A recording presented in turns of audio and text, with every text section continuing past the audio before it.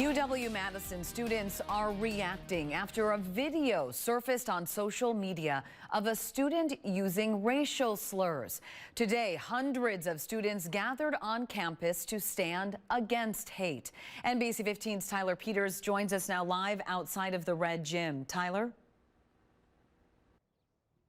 Lee, yeah, I am right outside the Red Gym on UW's Madison's campus right now. This is where a demonstration started and ended earlier this afternoon. That demonstration led by student groups, the Wisconsin Black Student Union and the Black Power Coalition.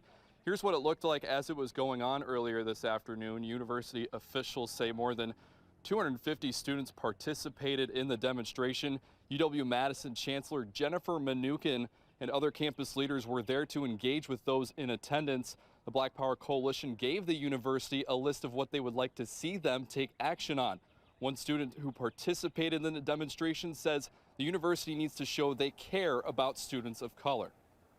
It needs to do better. It needs to increase diversity, but also not just increase diversity, but make the conditions better for marginalized students on campus.